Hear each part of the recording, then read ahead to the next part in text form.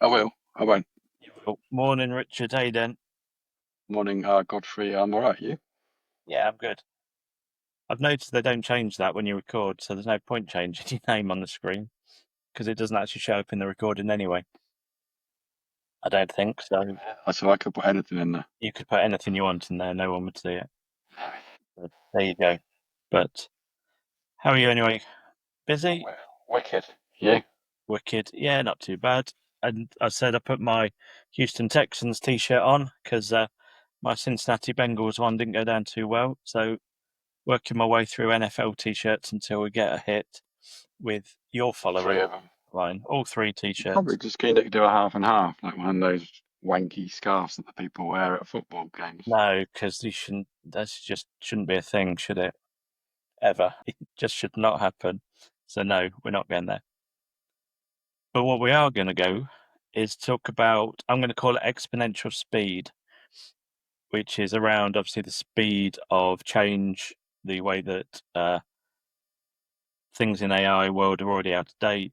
Things are moving forwards very quickly, but there is a danger that you're starting to leave people behind with the changes that are happening so quickly. So this is obviously your topic this week, so I'm going to let you explain further. Thanks. And I won't. I won't start with. I won't start with kissing ass. No, please don't. I've had I enough of won't. that. I don't. I won't do that. That's very inappropriate. What was I saying? Yeah. So I think that when you look at it, we spoke previously about how personal use of data and tech is not translated in the same way to business use. And I think there's also an element there of it's maybe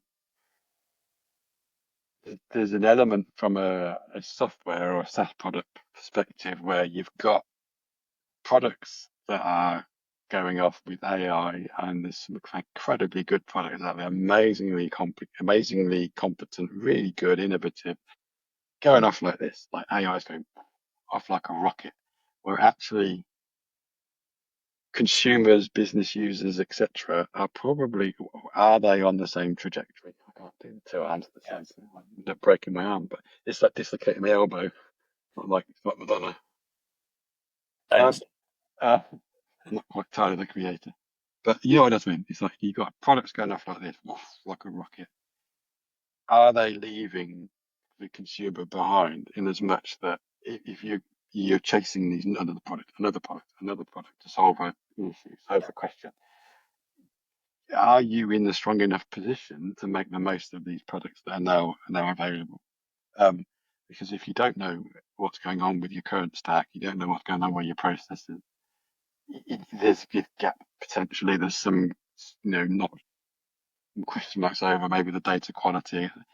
You're not up here yet, and you're chasing this shiny new thing all the time, and we spoke about that before. But is it not the case that you're actually, you're creating a bigger and bigger and bigger gap between what's available and where people actually are in Yes. their journey?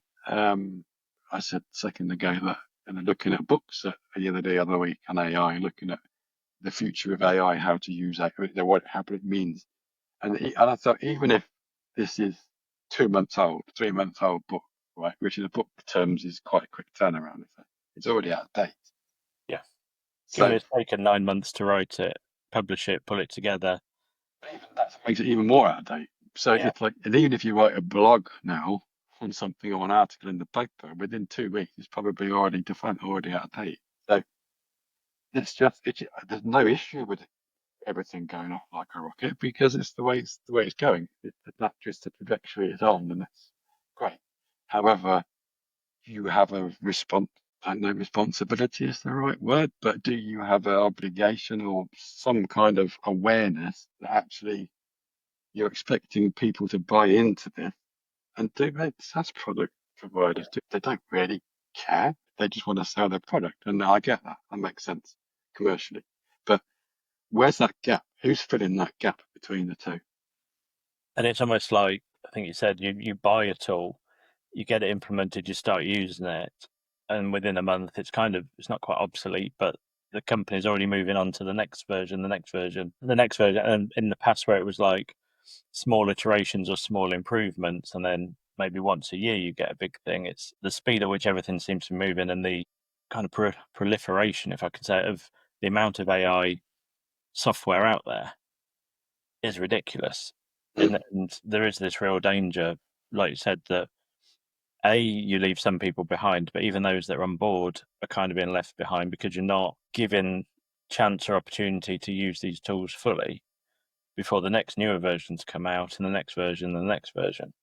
It's a race, isn't it? The whole concept of the whole AI industry, and so it's a race to the Yeah. next thing.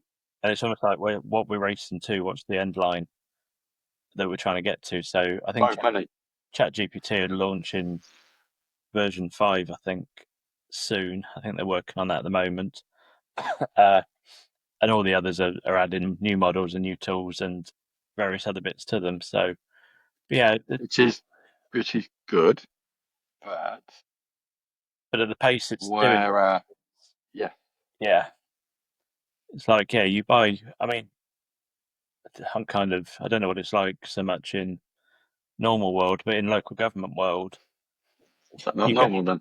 normal world, but you get out to procurement and it's like, if you were to buy a new planning system in a council, your procurement process could take you 6 to 9 months to buy one. Bear in mind, there's only about 4 on the market to choose from anyway.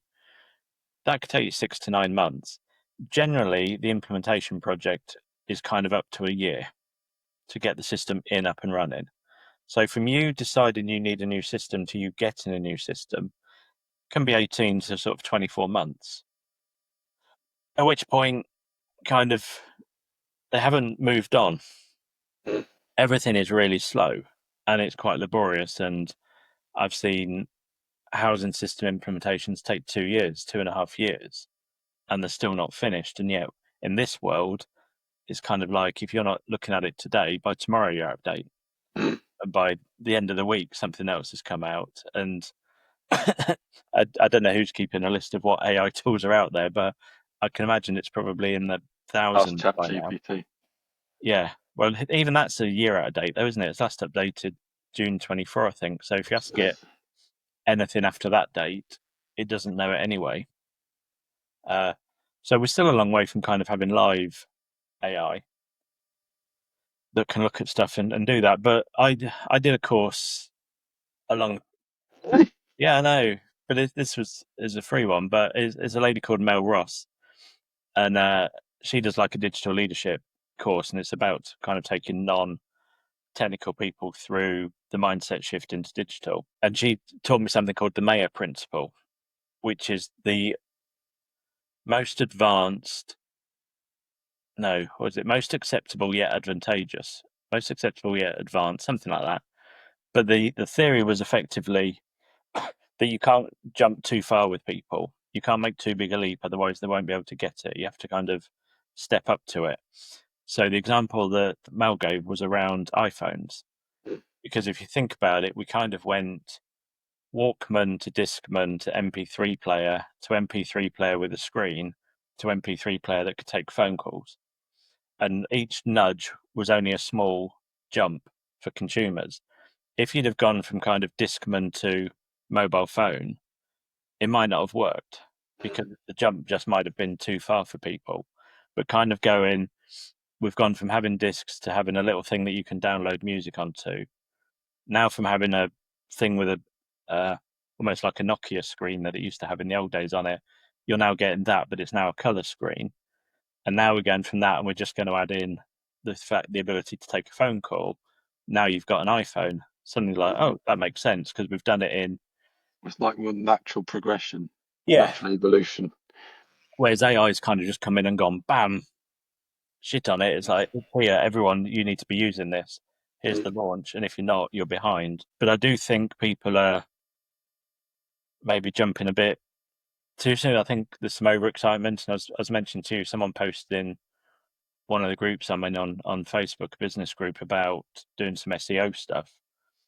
And literally, because they'd all been on this AI conference the week before, all of them were like, SEO's dead. You need to be trained. You need to be looking at AI SEO, which is effectively how you appear in that little box at the top when it's pulling information. And it's like, that's fine, but 90% of the population who are going on Google probably look at that top box and scroll straight past it and go straight down to where the results are, because that's the bit they're used to. And they're not quite trusting the bit at the top. In the same way that I know lots of people who jump the sponsored links. If it comes up as sponsored, they just scroll straight past them. Yeah, exactly. And they go to the next ones. I know people pay for it, so it isn't necessarily the best option. So you're like, SEO is still hugely relevant and you should still be doing it. But with an eye on, there might be some other stuff as well. There might be, you need to start looking at AI. So I've started, I've stuck a few articles on LinkedIn, just because when I saw Perplexity doing its searches, it always seemed to bring articles back from LinkedIn. It's like, well, I might as well just fill that, because I've got the blog posts anywhere on the website. I might as well just copy and paste them into articles, copy and paste, and then just leave them sat there, because if AI sees LinkedIn as a trusted source, then it's scouring it through for information and data. So let's show up there as well. I don't care if no one clicks on it, likes it, comments it, whatever. It's not there for that. It's there for a different purpose. So you can start to build some of that stuff in, but it's not kind of drop everything else and just do AI, because it's hard to know where that's going and which ones are going to take over, which ones are going to run it. Is search going to be all AI, or actually, if you look at even how my son's teenager, how they use mobile phones and communication tools and Snapchat and all of that stuff is very different to how my mum does it. It's very different to how I do it and how they use stuff. So there's going to be multiple kind of tiers and multiple ways of looking at it. But Isn't that the same for business though? That's the whole point, isn't it? You've yeah, got people, I would say even people that are at the forefront, I would question whether they are absolutely whether they're absolutely AI ready entirely. But what does it even mean? I mean, it's like it's the same. This is what someone put a post the other day, and it said about data driven. You know, shoot me. Or it's such a lazy term, right? And it's the same with like, then they say, but is it about being AI driven? It's like, again, such a lazy. What does it even mean, right? And I get it. I get the concept. The guy who posted it was a really question. Is really good, a good post, because it was bringing out this kind of question mark. It wasn't that I disagree with um, I didn't disagree remotely with the post, but it's just the whole thing is that are we now in danger of, when even people who are, they're using that word, data driven or perceived to be data driven, are they now going to alert straight into AI driven? What does that, again? What does that even mean? I mean, it's so contextual depending on where you are as an organization. I mean, if you're still thrapping around in spreadsheets and don't really have a handle on what's going on, you haven't got automation in place and things like that, or your processes are a bit sharp, and like you're not, unless you've got that all nailed, you're not data driven, yeah, let alone ready for AI driven, because how can you be? It's and then you got the other platform. Oh, I need to go and get another platform. You're going to get another platform back in a minute. And you're like, but no, you're not, because you don't. You probably don't. You probably don't need another platform. You need to stop and take a look at what you've got. Can you use that better? Are you maximizing everything you're doing at the moment before even looking at it? Because it's so easy to do, isn't it? And this is where the crossover between personal and business is. It's like, well, I've got a streaming platform, right? I can then go, okay, well, I want to watch something else because I'm bored of that one. So you go and get another one. What's the impact? Nothing. You pay a new subscription, download a new app, off you pop. It's not a big deal, right? But if you got in an organization, you got layers of process going on with different departments. To do that, the impact is infinitely bigger, yeah, but the process is exactly the same, dare I say. I mean, and you sign up for a trial with all manner of SaaS products at the drop of a hat. But for example, if you use one accounting software and then you think, oh, I'm going to go and jump to another one, and it looks quite good, you can go on, create an account off your pop. Well, how are you going to get your stuff from there to there? yeah. Well, I don't know. I've just signed up for it. What does that actually mean? And you're like, well, actually, that's a big problem or a big hurdle you need to overcome. Yeah. Whereas actually, personal life, yeah, it's not. It's still instead of process. If you move bank accounts, whatever, you do a switch or whatever, it's still relatively. There's still a process that needs to happen. But if you want to open up another bank account, you're like, okay, fine, and you just move stuff over as you want, whatever. It's really a bit more a bit more of a manageable process. But you know, I was just searching. I remember my uncle posted last night actually on LinkedIn. I was just trying to find it. It said a UK law firm has moved to restrict employee access to generative AI tools requiring prior approval for the use after detecting a significant increase in engagement with such platforms. Something we should consider? Question mark. It's kind of like it's almost like IT in a way of been caught out a little bit, and they, like you said, because people in their personal lives are now starting to play with these tools and use them, where before there was almost that almost definitive line between what you did in person and what you do in work. People are looking at it and go, actually, that's quite handy. I'll use that. But IT aren't ready for it. They're not set up, or they've not done the necessary kind of approval process around what that means for you as a business. But they need to catch up because by the time they've done that, as you said, we're on to version 5 or a new platform or a new toy or a new tool has come out that people are looking at, and all of a sudden, ChatGPT, yeah, Claude, Grok, Llama, I mean Google, they're the whatever. basics. But when you get into even things like Canva having AI and Descript having AI and Let's see, or Media and Repler, and yeah, everything else, you're suddenly like in a different world. And Repler's a great one, I think, because I'm sure there's probably some guy who's got 5 jobs working in 5 different companies who's literally just sending instructions out to Repler to build him 5 different apps and stuff. And it's not me, by the way. it, probably, yeah, it's entirely possible. And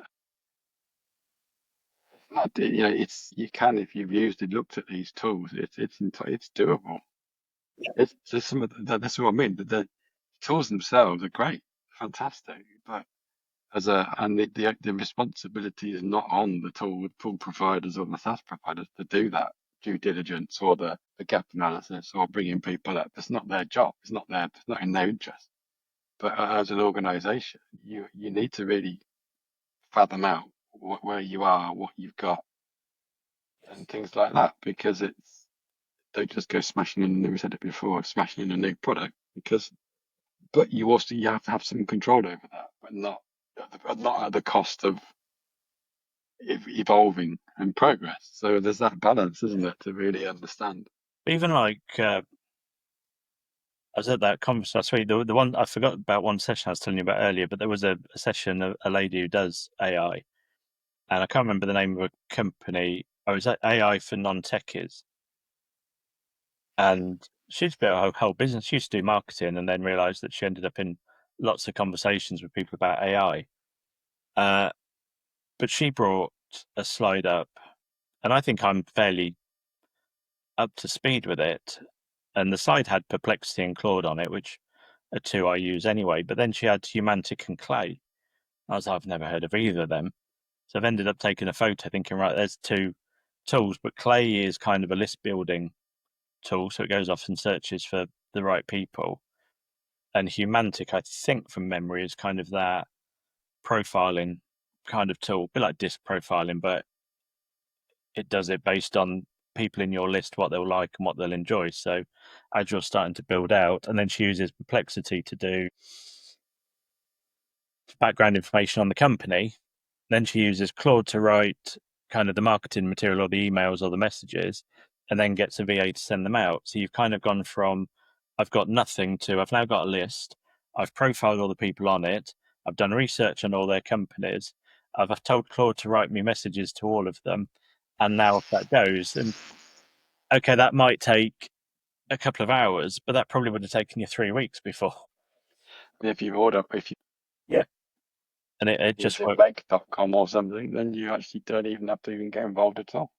Yeah, so there's definitely the speed and the growth. I think is something people have to be aware of, but you almost have to, I don't know, limit yourself and say, actually, we're going to use these tools for the next 12 months. This is where we're at as a company. We need to sort ourselves out and just get ourselves to a stable platform. But within those 12 months, let's keep an eye on what's actually happening, what changes are coming, what new tools are coming to market. Because I think we've spoken to before, I'm yet to find a good PowerPoint AI. Everyone I've looked at to produce slides has been utter garbage. But I can imagine in a couple of years that won't be the case. So at the moment, I won't. I'll do my own slides. I'm not good at them, but I'd rather do my own than have some of the crap they come up with. Slightly less crap. Yeah, slightly less crap, but it's all about the content. So yeah, so there's ways and means, isn't there? But there is a real danger that as a developer of AI tools or something like that, there's, as you said, that race to a finish line that doesn't really exist, but also the race to prove how smart your tool is or how good it is. Actually, it's happening too fast, and you're leaving so many people behind who haven't. We've talked about doing the basics of getting your data structured, understand your data, get that stuff done. That could take you a while. And while you're looking at that, going, oh, we're going to use ChatGPT 3, by the time you've done all that, we're on ChatGPT 7, and it works in a slightly different way or something, or it will now do some of that for you. And yeah, I think there is a big disconnect. And I still see things like there's lots of local government ones coming out that are all kind of efficiency tools still. So it's minute takers. They announced one the other week. Is it called Extract?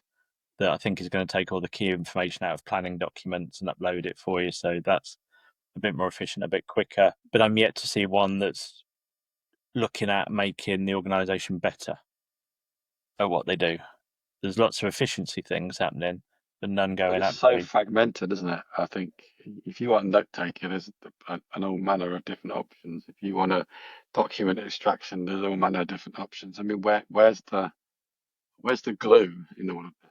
Yeah, Where's the glue that's pulling all this together? And I think I I I suspect that massive there's a massive opportunity for automation before you get to this point, which gains and opportunities that can come out of that. And I think because then the automation bit just sits there and wears away, doesn't it? You don't have to think about it. You just keep yeah, doing what it's doing, and then you start feeding back into LLMs and things like that to get really funky, which is doable. But you've got that structure, and that'll highlight where your processes are good or bad or whatever, highlight where your efficiencies are, and then you just keep accumulating improvements, you're accumulating gains, you're accumulating efficiencies that are going to pay back, and then you go, right, now how can we layer in some other elements to this? yeah. And I think at the moment as well, one of the things I mentioned last week was again about we've got all these tools and we're trying to do stuff with them. But actually, at the moment, the key thing is still having the human in the loop to actually be double checking everything, because you're not at the stage yet where you can just say, yeah, I'm going to do that with AI and off it goes and let it run. We're nowhere near that. But like you said, if there's an automation that you can do at the moment, that's probably the better option, is to just have that process automated rather than run the risk of going rogue, which we know it can do occasionally, and start pulling different answers back. And I can tell it what the 5Ds are a million times, and then all of a sudden one day it will come up with 5 different Ds. It's kind of like, we've been through this so many times. Dare you forget what the How five dare Ds you forget the principles of the best book ever written on digital? number But one in the 5D. yeah, but if I built an agent to support the work I do and the coaching and said, right, well, you go into this, and all of a sudden it went, the 5th D is something else. I was looking at the screen, dickhead is what I was gonna say. All of a sudden you're like, well, no, it's not. You're looking at the screen and you thought, dickhead, cheers, No, I saw thanks. your name tag saying Dickie1, and I was like, that's the first D that popped into my head. Uh, all of a sudden you're looking at it going, well, hang on a minute, I thought it was something else. But if you're not checking that and going, actually, I needed to double double check before it then wrote out a massive list of things I've got to do on the wrong topic or the wrong subject, because it's misunderstood the instruction, or it hasn't remembered in its memory what that actually related to. So we're kind of in that. I've got a 2x2 grid on whether it's fully automated or whether or not you still need to step in on some of these processes that I use. And with AI, I think you're down towards the bottom where you still need that human in the loop constantly. I think with automation, you're getting more to the actually it's just a repeatable process. Therefore, I know what it's doing. You're into more Exactly accepting element to check rather than checking absolutely everything. You're just checking things that it's not quite comfortable because you're building enough parameters and thresholds that you've got enough confidence that if something breaches that and throws out, then you know that's probably a genuine thing to check rather than checking absolutely everything. Yes. So run out. Yeah. Done. Anyway, we're done. There you go. But it is. I think it's important, isn't it, though, that you're starting to at least explore what that looks like from a kind of AI perspective. Even if you're dabbling with them at home and just having a go, I still think it's important to get on. There's no issue with it. There's no issue with platforms or SaaS providers or anything. It's not their duty to do that process. It's not their responsibility. You wouldn't be where we are with anything if people didn't just go off and create and deploy and develop, would they? So that's not the issue. I think it's the question mark is for the consumer to then just suddenly think, all right, we're just going to go and do this, and that's without stopping. And is there going to be an issue in 6 months' time, 12 months' time, where people have got so many platforms, they've got so much tech debt going on that they've got fragments of processes in each. Yeah. Because they can't let it go because the new one doesn't quite do what the last one did, and you just overlap constantly, and then you just end up in all manner of pain. Well, in a small scale, it's like you said earlier. I'm a one-man band, and I use ChatGPT, Perplexity, Claude. I don't use Grok so much, but I do use. I've got Sintra, which I've kind of stopped using. A bit disappointed in that one. But even so, I've probably got 6 or 7 AI tools that I use just as a one-man band doing my stuff, and that's before I've got into doing any kind of real big data pieces or Agency work, finance stuff, or anything or like that CRM stuff. Yeah, background. So it's you this is what I. multiply that up into a 50-man company or a 100-person company. Suddenly, as you said, the intricacies and I think if you're not kind of ahead of the game a little bit and saying actually this is where we are, we know what's coming, but actually for us as a business, we're happy kind of at this level, and that's all we're going to do to start with, and that might be. Let's go back to your example of that place who the IT department who had their pants pulled down because they weren't aware that people were using this stuff. Why are you not aware of it? You should be aware of it. This is the understanding of where you are now, the understanding of the landscape. What have you got? What are people using? And it's not a kicking people at the backside of operations, like unless they're doing something really really fucking stupid, which is entirely possible. But it's not like an amnesty, right? A tech amnesty. What are people actually doing? Because there might be some people in there that are doing something absolutely brilliant that could save the whole company a huge amount of time and money. But unless that is brought out, unless people have aware visibility of that, then you're always in this kind of murky area where if a company, to use data as an example, if they don't have someone like a CDO or someone leading this whole concept, it just evaporates. Who takes ownership for it? Nobody, most of the time. Whereas if you look at it and go, well, you don't want a chief AI officer when you haven't even got a CDO, for God's sake. But you need this kind of mesh of The and like the CDIO and the AI lead or whatever are so linked. Do you know what I mean? That you almost can't have one without the other because you're so reliant on the data anyway. And so, I think it's interesting, but I think it's something that as you said, you need to be looking at, you need to see how it's shaping, what's coming, and be moving forwards as a business. Don't just do blanket no's. I didn't reply to my uncle, but the answer is no, you don't ban it, but you do have to control it in some way. You still want people experimenting with it, seeing what it can do, and whether or not it can do businesses. But if you're a law firm, you obviously need to be testing it. So if you're saying, I'm doing a case next week and it's on X, Y, and Z, go and find me 10 case studies on it that have been through court before, and it brings you 10. Make sure they're all real case studies and they haven't just fabricated 8 of them. Mickey Mouse versus Donald Trump. Yeah, Like, go and wow, when did that happen?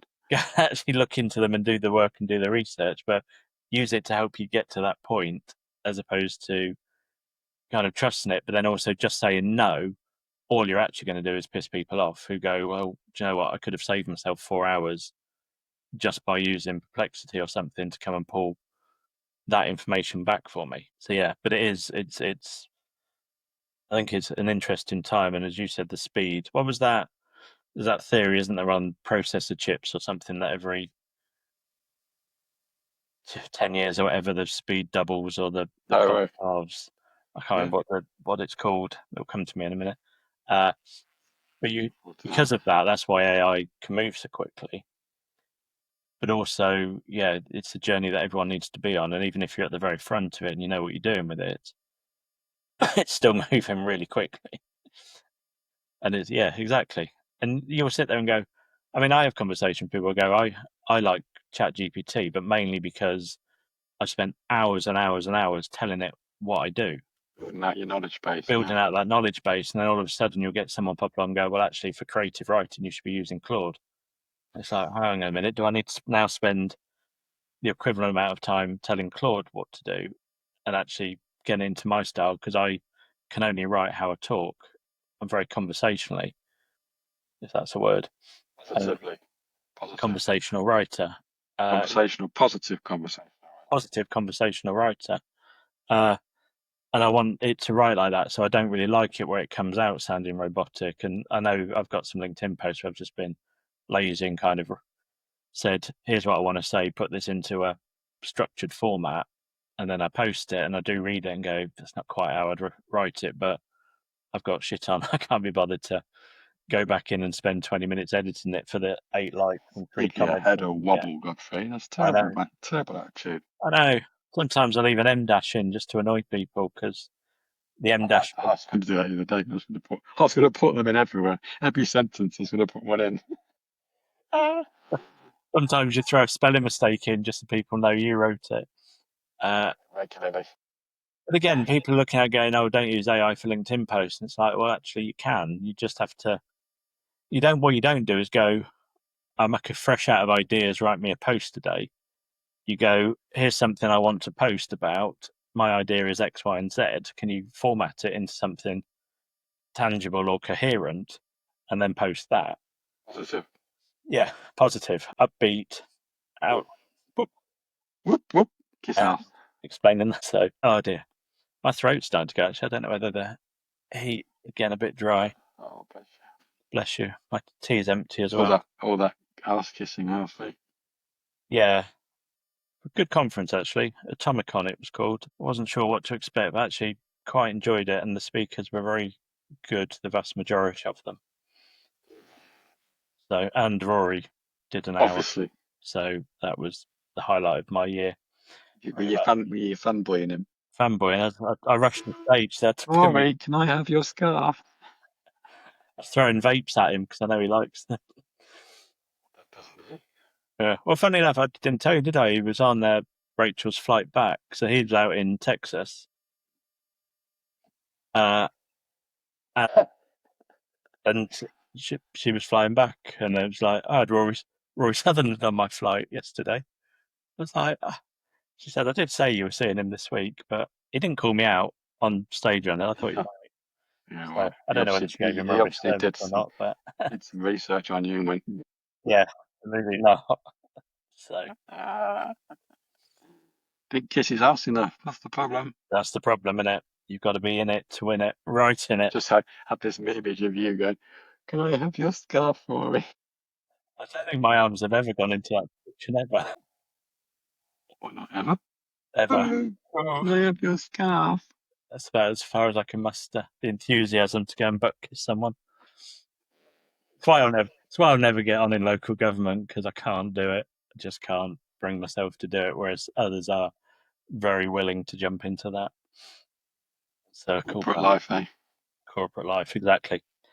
Anyway, let's call that a day. I think we've covered the majority of that topic. I think the key message is it's moving fast. Get on board, but make sure you've done the basics. Make sure you're in order. You know what AI can do. You know what the difference is between AI and automations, because I think a lot of that's getting confused as well, especially when they start talking about agentic AI Mhm. and stuff like that. But yeah, for now, I think you're still keeping a human in it. I think it's not perfect and it's a long way from it, but it is moving quickly and it will get better. So even if you're mocking it today, Word. There's that phrase, isn't there? Is that AI is not going to take your job, but someone who knows how to use it is. is And it's the same. It's the same as companies as well. Your business, businesses are coming. Well, businesses are coming to try and take your clients, and if they're using AI, they will effectively using it. yeah. And I mean, we joked about that coder very quickly, but I think you have to also remember, as I said, if you ask ChatGPT a current question, it can only look back and say my database only goes up to, I think it's June 24 was the last time it goes up to. So if there's been a major development in the way that Python works or Ruby on Rails works or something like that, and you're doing it, again, be aware that what's coming through is a year old way of coding, not probably what's up It's to date. all in the questions, and it's all in the data that you're giving it, and the structure of the question. Yeah, absolutely. So, right, mate, onwards and upwards. Have a good week, and Backwards and downwards.